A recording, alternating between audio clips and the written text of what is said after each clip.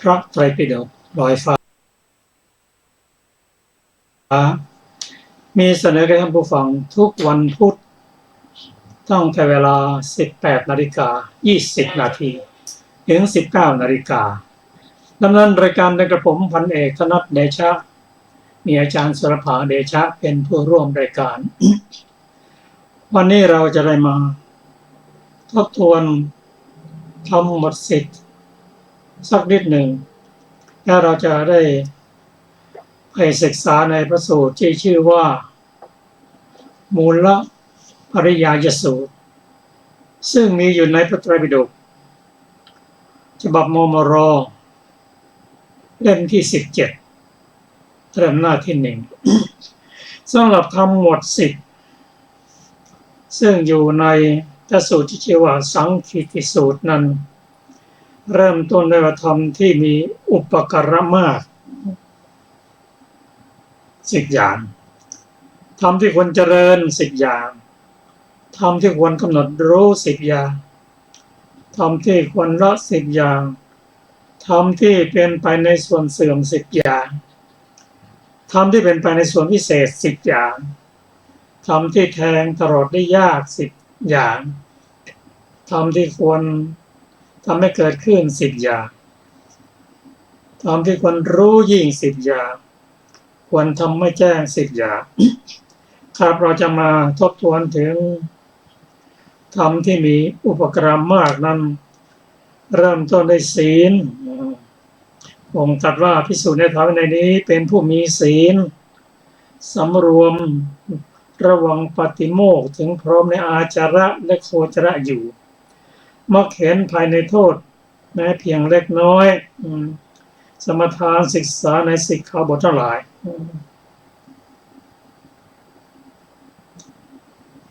อันนี้ก็เป็น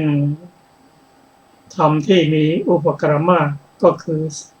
ข้อที่ 1ก็คือศีลข้อที่ 2นั้นได้แก่ภิกษุองค์ตรัสว่าภิกษุเป็นผู้พหูสูตรรู้มากทรงสุตตะสั่งสมสุตตะ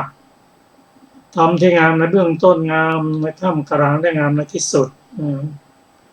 ย่อมประกาศพรหมจรรย์พร้อมทั้งอัฏฐะพร้อมทั้งพยัญชนะบริสุทธิ์บริบูรณ์สิ้นเชิง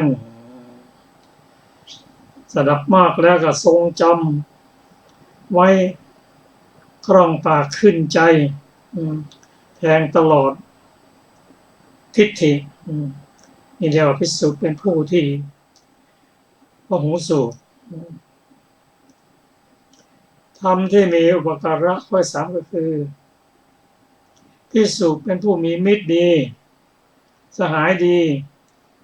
เพื่อนดีกัลยาณมิตรที่ดีอันนี้ก็เป็นธรรมที่อุปการะต่อไปก็คือเป็นผู้มีความว่าง่ายประกอบด้วยธรรมที่กระทำให้เป็นผู้ว่าง่ายอดทนรับอนุสาสนีเบื้องขวาข้ออื่นยังมีอีกเป็นผู้ขยันไม่เกียจคร้านประกอบด้วยปัญญาเรื่องพิจารณาเป็นอุบายในการงานนั้นๆสามารถจัดการในกรณีจักกิจใหญ่น้อยข้อต่อไปธรรมนี้อุปการะมากนั่นก็คือผู้ใคร่ในธรรมเจรจาน่ารักมีความประโมทยิ่งในอภิธรรมในอภิวินัย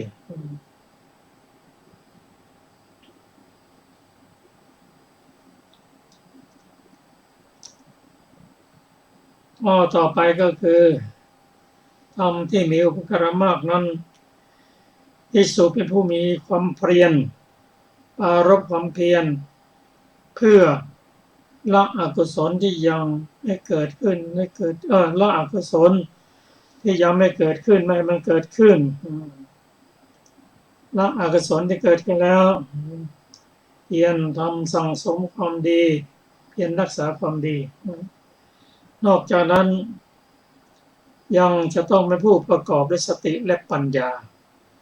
เรื่องรักษาตนอย่างยิ่งเป็นผู้มีปัญญาประกอบด้วยปัญญา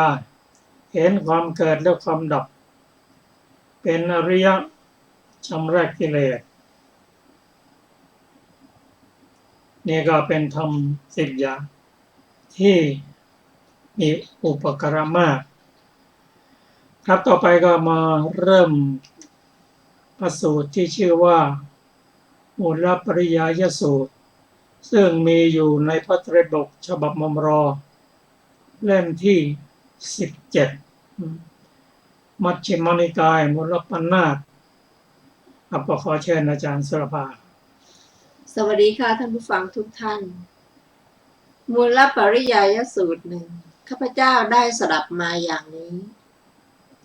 สมัยหนึ่งพระผู้มีพระภาคเจ้าประทับอยู่ณควงไม้พญารังในสุภควันเขตเมืองอุกกัฏฐาณที่นั้นแลพระผู้มีพระภาคเจ้าตรัสเรียกภิกษุทั้งหลายว่าดูก่อนภิกษุทั้งหลายภิกษุเหล่านั้นทูลรับพระผู้มีพระภาคเจ้าว่าพระเจ้าข้า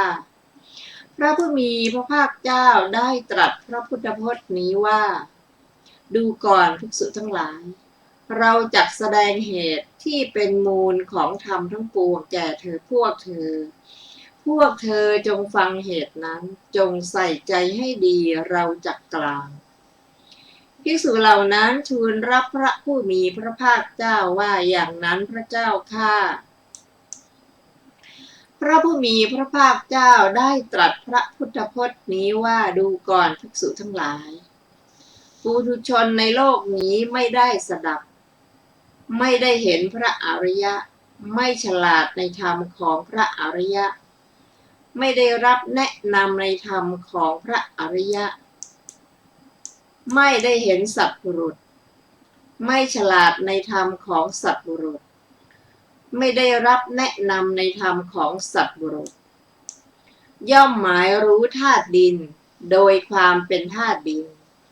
ครั้นหมายรู้ธาตุดินโดยความเป็นธาตุดินแล้วย่อมสำคัญหมายธาตุดินย่อมสำคัญหมายในธาตุดินย่อมสำคัญหมายโดยความเป็นธาตุดิน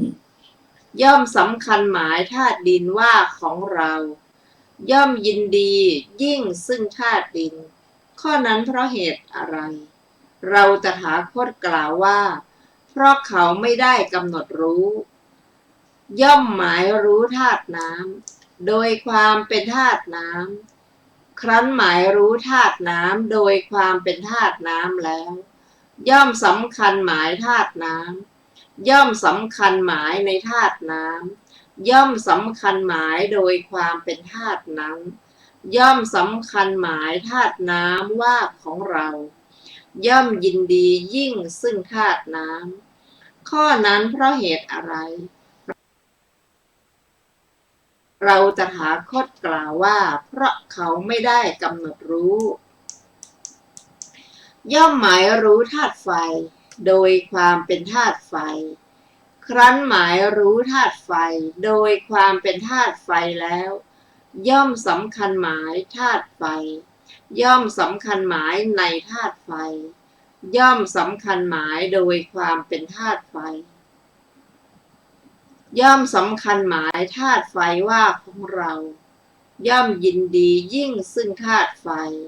ข้อนั้นเพราะเหตุอะไรเราตถาคตกล่าวว่าเพราะเขาไม่ได้กำหนดรู้ย่อมหมายรู้ธาตุลมโดยความเป็นธาตุลมครั้นหมายรู้ธาตุลมโดยความเป็นธาตุลมแล้วย่อมสำคัญหมายธาตุลมย่อมสำคัญหมายในธาตุลมย่อมสำคัญหมายโดยความเป็นธาตุลมย่อมสำคัญหมายธาตุลมว่าของเราย่อมยินดียิ่งซึ่งธาตุลมข้อนั้นเพราะเหตุอะไรเราตถาคตกล่าวว่าเพราะเขาไม่ได้กำหนดรู้ย่อมหมายรู้สัตว์โดยความเป็นสัตว์ครั้นหมายรู้สัตว์โดยความเป็นสัตว์แล้วย่อมสำคัญหมายสัตว์ย่อมสำคัญหมายในสัตว์ย่อมสำคัญหมายโดยความเป็นสัตว์ย่อมสำคัญหมายสัตว์ว่าของเราย่อมยินดียิ่งซึ่งสัตว์ข้อนั้นเพราะเหตุอะไรเราตถาคตกล่าวว่าเพราะเขาไม่ได้กำหนดรู้ ย่อมหมายรู้เทวดาโดยความเป็นเทวดาครั้นหมายรู้เทวดาโดยความเป็นเทวดาแล้วย่อมสำคัญหมายเทวดาย่อมสำคัญหมายในเทวดาย่อมสำคัญหมายโดยความเป็นเทวดาย่อมสำคัญหมายเทวดาว่าของเราย่อมยินดียิ่งซึ่งเทวดาข้อนั้นเพราะเหตุอะไรเราจะหาคตกล่าวว่าเพราะเขาไม่ได้กำหนดรู้ย่อมหมายรู้ประชาบดีมารโดยความเป็นประชาบดีมารครั้นหมายรู้ประชาบดีมารโดยความเป็นประชาบดีมารแล้วย่อมสำคัญหมายประชาบดีมารย่อมสำคัญหมายในประชาบดีมารย่อมสำคัญหมายโดยความเป็นประชาบดีมารย่อมสำคัญประชาบดีมารว่าของเราย่อมยินดียิ่งซึ่งประชาบดีมารข้อนั้นเพราะเหตุอะไรเราจะหาข้อกล่าวว่าเพราะเขาไม่ได้กำหนดรู้ย่อมหมายรู้พรหมโดยความเป็นพรหมครั้นหมายรู้พรหมโดยความเป็นพรหมแล้วย่อมสำคัญหมายพรหมย่อมสำคัญหมายในพรหมย่อมสำคัญหมายโดยความเป็นพรหมย่อมสำคัญหมายพรหมว่าของเราย่อมยินดียิ่งซึ่งพรหมข้อนั้นเพราะเหตุอะไรเราตถาคตกล่าวว่าเพราะเขาไม่ได้กำหนดรู้ย่อมหมายรู้อาภัสรพรหมโดยความเป็นอาภัสรพรหมครั้นหมายรู้อาภัสรพรหมโดยความเป็นอาภัสรพรหมแล้วย่อมสำคัญหมายอาภัสรพรหมย่อมสำคัญหมายในอาภัสรพรหมย่อมสำคัญหมายโดยความเป็นอาภัสรพรหมย่อมสำคัญหมายอาภัสรพรหมว่าของเราย่อมยินดียิ่งซึ่งอาภัสรพรหมข้อนั้นเพราะเหตุอะไรเราตถาคตกล่าวว่าเพราะเขาไม่ได้กำหนดรู้ย่อมหมายรู้สุภกินหพรหมโดยความเป็นสุภกินหพรหมครั้นหมายรู้สุภกินหพรหมโดยความเป็นสุภกินหพรหมแล้วย่อมสำคัญหมายสุภกินหพรหม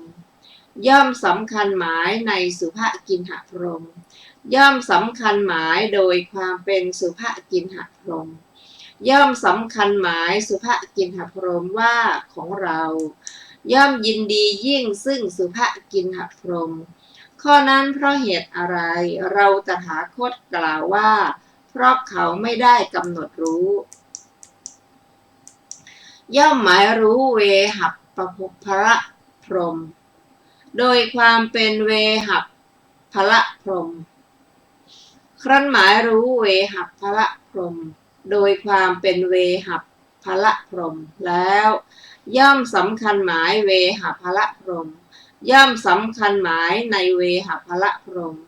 ย่อมสำคัญหมายโดยความเป็นเวหัปภระพรหมย่อมสำคัญหมายเวหัปภระพรหมว่าของเราย่อมยินดียิ่งซึ่งเวหัปภระพรหม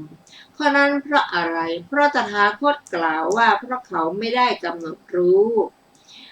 ย่อมหมายรู้อสัญญีสัตว์โดยความเป็นอสัญญีสัตว์ครั้นหมายรู้อสัญญีสัตว์โดยความเป็นอสัญญีสัตว์แล้ว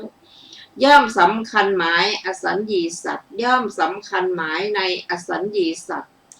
ย่อมสำคัญหมายโดยความเป็นอสัญญีสัตว์ย่อมสำคัญหมายอสัญญีสัตว์ว่าของเราย่อมยินดียิ่งซึ่งอสัญญีสัตว์ข้อนั้นเพราะเหตุอะไรเราตถาคตกล่าวว่าเพราะเขาไม่ได้กำหนดรู้ย่อมสำคัญหมายอากาสานัญจายตนะพรหมโดยความเป็นอากาสานัญจายตนะพรหมครั้นหมายรู้อากาสานัญจายตนะพรหมโดยความเป็นอากาสานัญจายตนะพรหมแล้วย่อมสำคัญหมายอากาสานัญจายตนะพรหมย่อมสำคัญหมายในอากาสานัญจายตนะพรหม ย่อมสำคัญหมายโดยความเป็นอากาสานัญจายตนะพรหมย่อมสำคัญหมายอากาสานัญจายตนะพรหมว่าของเราย่อมยินดียิ่งซึ่งอากาสานัญจายตนะพรหมข้อนั้นเพราะเหตุอะไร เราตถาคตกล่าวว่าเพราะเขาไม่ได้กำหนดรู้ย่อมหมายรู้วิญญาณัญจายตนะพรหมโดยความเป็นวิญญาณัญจายตนะพรหมครั้นหมายรู้วิญญาณัญจายตนะพรหมโดยความเป็นวิญญาณัญจายตนะพรหมแล้วย่อมสำคัญหมายความวิญญาณัญจายตนะพรหมย่อมสำคัญหมายในวิญญาณัญจายตนะพรหมย่อมสำคัญหมายโดยความเป็นวิญญาณัญจายตนะพรหมย่อมสำคัญวิญญาณัญจายตนะพรหมว่าของเราย่อมยินดียิ่งซึ่งวิญญาณัญจายตนะพรหมข้อนั้นเพราะเหตุอะไรเราตถาคตกล่าวว่าเพราะเขาไม่ได้กำหนดรู้ย่อมหมายรู้อากินจัญญายตนะพรหมโดยความเป็นอากินจัญญายตนะพรหมย่อมหมายรู้อากินจัญญายตนะพรหมโดยความเป็นอากินจัญญายตนะพรหมแล้วย่อมสำคัญหมายอากินจัญญายตนะพรหมย่อมสำคัญหมายในอากินจัญญายตนะพรหมย่อมสำคัญหมายโดยความเป็นอากินจัญญายตนะพรหมย่อมสำคัญหมายอากินจัญญายตนะพรหมว่าของเราย่อมยินดียิ่งซึ่งอากินจัญญายตนะพรหมข้อนั้นเพราะเหตุอะไรเราตถาคตกล่าวว่าเพราะเขาไม่ได้กำหนดรู้ย่อมหมายรู้เนวสัญญานาสัญญายตนะพรหมโดยความเป็นเนวสัญญานาสัญญายตนะพรหมครั้นหมายรู้เนวสัญญานาสัญญายตนะพรหมโดยความเป็นเนวสัญญานาสัญญายตนะพรหมแล้วย่อมสำคัญหมายเนวสัญญานาสัญญายตนะพรหมย่อมสำคัญหมายในเนวสัญญานาสัญญายตนะพรหมย่อมสำคัญหมายโดยความเป็นเนวสัญญานาสัญญายตนะพรหมย่อมสำคัญหมายเนวสัญญานาสัญญายตนะพรหมว่าของเราย่อมยินดียิ่งซึ่งเนวสัญญานาสัญญายตนะพรหมข้อนั้นเพราะเหตุอะไรเราตถาคตกล่าวว่าเพราะเขาไม่ได้กำหนดรู้ย่อมหมายรู้รูปที่ตนเห็นโดยความเป็นรูปที่ตนเห็นครั้นหมายรู้รูปที่ตนเห็นโดยความเป็นรูป ที่ตนเห็นแล้วย่อมสำคัญหมายรูปที่ตนเห็นย่อมสำคัญหมายในรูปที่ตนเห็นย่อมสำคัญหมายโดยความเป็นรูปที่ตนเห็นย่อมสำคัญหมายรูปที่ตนเห็นว่าของเราย่อมยินดียิ่งซึ่งรูปที่ตนเห็นข้อนั้นเพราะเหตุอะไรเราตถาคตกล่าวว่าเพราะเขาไม่ได้กำหนดรู้ย่อมหมายรู้เสียงที่ตนฟังโดยความเป็นเสียงที่ตนฟังครั้นหมายรู้เสียงที่ตนฟังโดยความเป็นเสียงที่ตนฟังแล้วย่อมสำคัญหมายที่ตนฟังย่อมสำคัญหมายในเสียงที่ตนฟังย่อมสำคัญหมายโดยความเป็นเสียงที่ตนฟังย่อมสำคัญหมายเสียงที่ตนฟังว่าของเราย่อมยินดียิ่งซึ่งเสียงที่ตนฟังข้อนั้นเพราะเหตุอะไรเราตถาคตกล่าวว่าเพราะเขาไม่ได้กำหนดรู้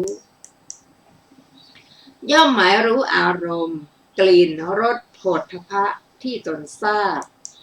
โดยความเป็นอารมณ์ที่ตนทราบครั้นหมายรู้อารมณ์ที่ตนทราบโดยความเป็นอารมณ์ที่ตนทราบแล้วย่อมสำคัญหมายอารมณ์ที่ตนทราบย่อมสำคัญหมายในอารมณ์ที่ตนทราบ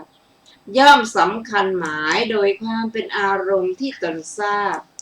ย่อมสำคัญหมายอารมณ์ที่ตนทราบว่าของเรา ย่อมยินดียิ่งซึ่งอารมณ์ที่ตนทราบ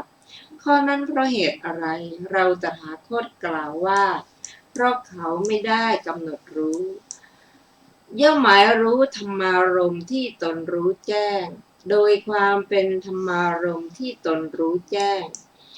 ครั้นหมายรู้ธรรมารมณ์ที่ตนรู้แจ้งโดยความเป็นธรรมารมณ์ที่ตนรู้แจ้งแล้ว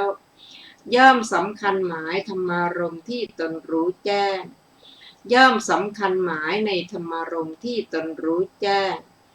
ย่อมสำคัญหมายโดยความเป็นธรรมารมณ์ที่ตนรู้แจ้งย่อมสำคัญหมายใน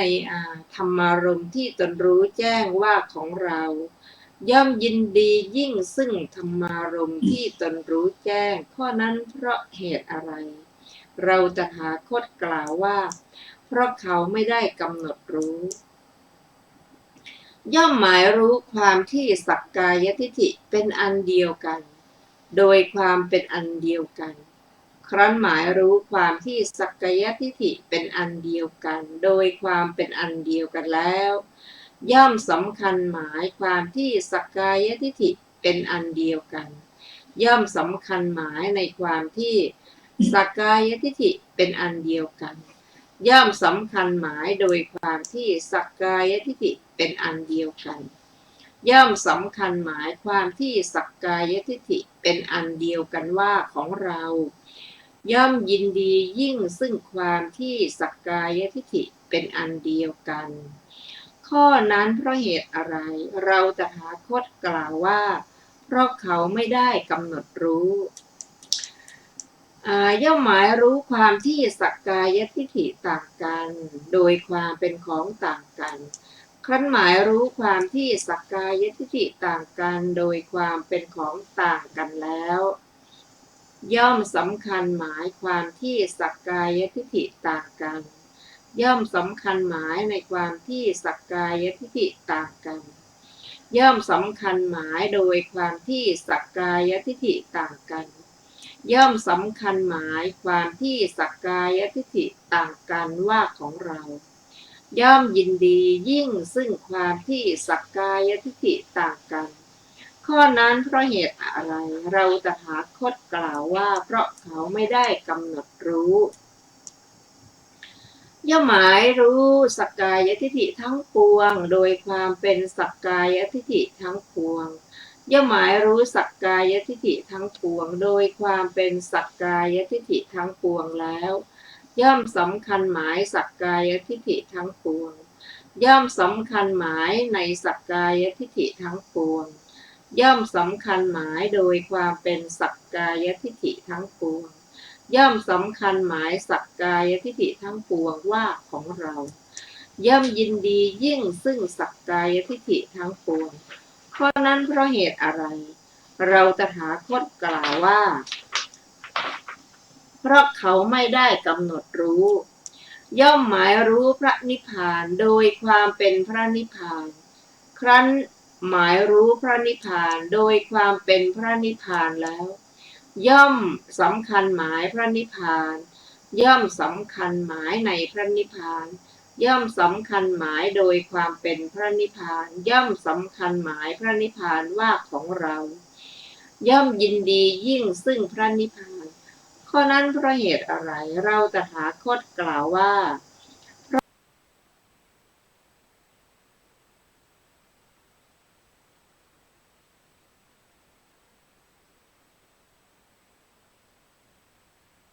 เพราะเขาไม่ได้กำหนดรู้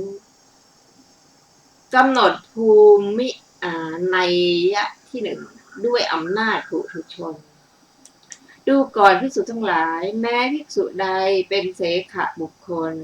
ยังไม่บรรลุพระอรหัตผลเมื่อปรารถนาธรรมเป็นแดนเกษมจากโยคะซึ่งไม่มีธรรมอื่นยิ่งกว่าอยู่แม้ภิกษุนั้น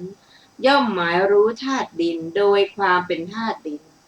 ครั้นหมายรู้ธาตุดินโดยความเป็นธาตุดินแล้ว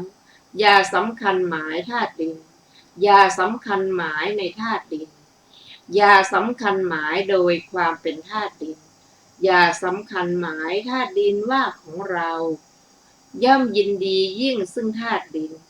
ข้อนั้นเพราะเหตุอะไรเราตถาคตกล่าวว่าเพราะเขาควรกำหนดรู้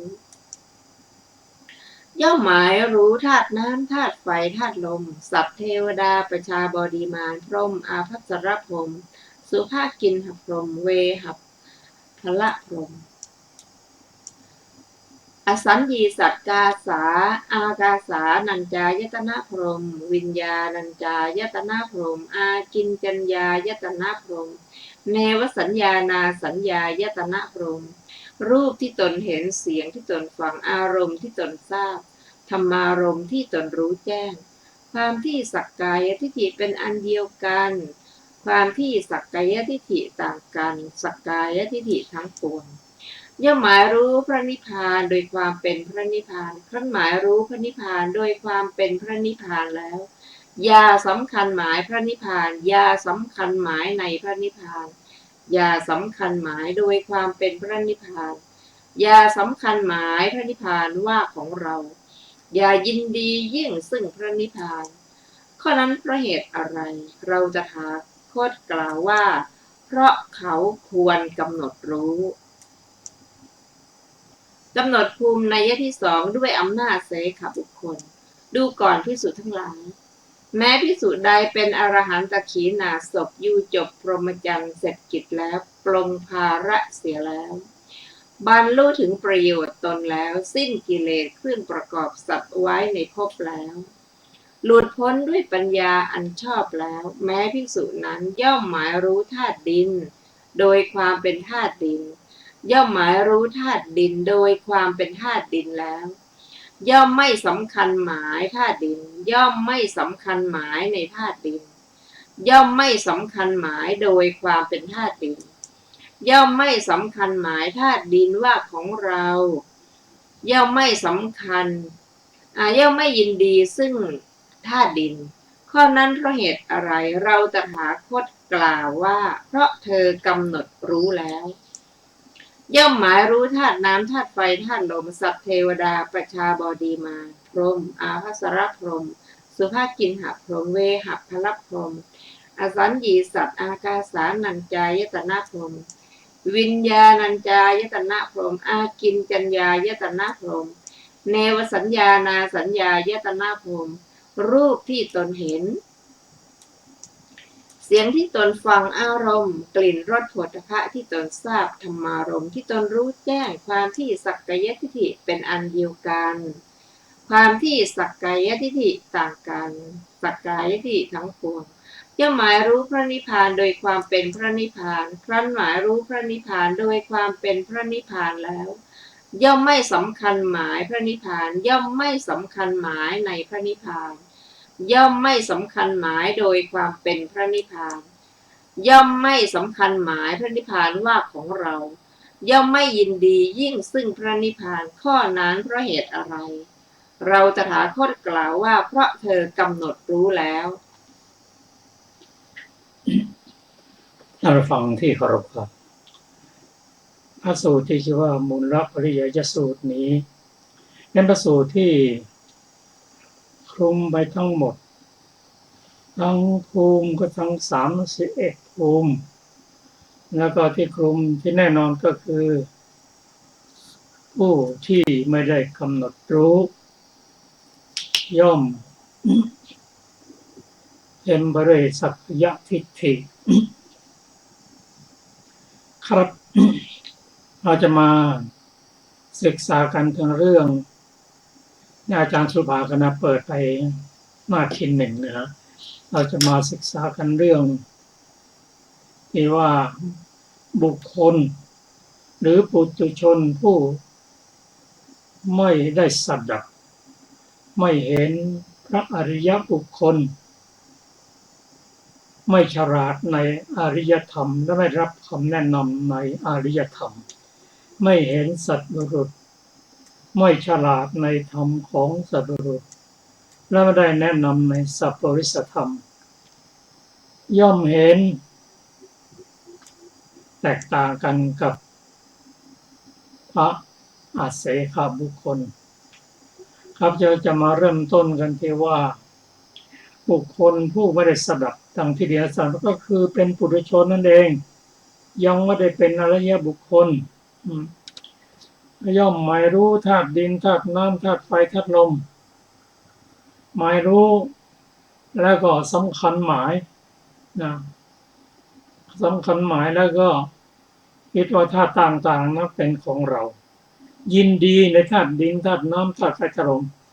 เพราะนั้นเพราะเหตุอะไรตรงตรัสว่าเราตถาคตกล่าวว่าเพราะเขาไม่ได้กำหนดรู้เพราะฉะนั้นคำว่ากำหนดรู้นั้นได้แก่อะไรกำหนดรู้ก็ได้แก่กำหนดรู้ด้วยปริญญาสามนิยาตปริญญาเอรณปริญญาปหานปริญญาอันนี้เรียกว่ากำหนดรู้ด้วยปริญญาสามปริญญานี่ก็แปลว่ารอบรู้ธรรมดาผู้ที่เป็นอริยบุคคลท่านกำหนดรู้ด้วยปริญญาทั้งสามแล้วญาตปริญญากำหนดรู้ได้อย่างไรกำหนดรู้ว่าสิ่งนั้นประกอบด้วยอะไรถ้าเป็นขันธ์ห้าก็ประกอบด้วยรูปกับนามมีปัจจัยอะไรที่ประกอบให้เกิดขึ้นอันนี้เป็นรู้ทั้ง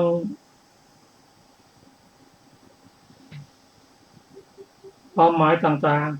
ๆคำว่ารู้ทั้งสิ่งนั้นประกอบด้วยธรรมสี่อย่างเรียกว่าเป็นธรรมที่คืออะไรเกิดขึ้นได้อะไรเพราะอะไรอันนี้เป็นญาตปัญญารู้การประกอบของรูปของนามและรู้จักแยกแยะว่าอันนี้เป็นรูปเป็นนามรู้จักว่ารูปนามนี้ประกอบด้วยปัจจัยต่างๆเรียกว่าปริญญาเรียกว่าหนึ่งก็คือนามรูปปริเฉทญาณสองปัจจยปริฆาญาณอันนี้สองอย่างนี้ตั้งหลักคุณลักษณะพิเศษสี่อย่างอันนี้เป็นญาตปัญญาสำหรับอีรปริญญานั้นก็รู้ถึงความเป็นอนิจจังทุกขังอนัตตาหรือสามัญลักษณะสำหรับปหานปริญญานั้นรู้สิ่งต่างๆว่าประกอบด้วยรูปกับนามมีการแปรเปลี่ยนเป็นธรรมดาแล้วก็ทำการละด้วยอะไรนั่นละด้วยตทังคปหานนิคัมมนปหานเป็นต้นอันนี้ก็กำหนดรู้ด้วยปัญญาสามหรือพูดง่ายๆที่พระองค์ตรัสว่าที่สำคัญหมายธาตุดินธาตุน้ำธาตุไฟธาตุลมของเราและยินดีในธาตุทั้งสี่เพราะว่าไม่ได้กำหนดรู้หรือเพราะว่ายังไม่ได้ตรัสรู้นั่นเองครับท่านผู้ฟังที่เคารพครับเราจะศึกษากันในรายละเอียดในวันพุธหน้าสำหรับวันนี้นะคะรายการพระไตรปิฎกลอยฟ้าก็หมดเวลาแล้วนะคะพบกันใหม่ในวันพุธหน้าวันนี้ก็สวัสดีค่ะสวัสดีครับ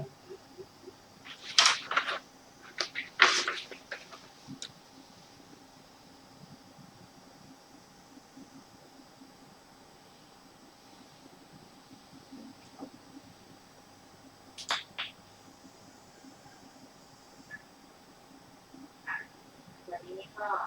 สวัสดีค่ะ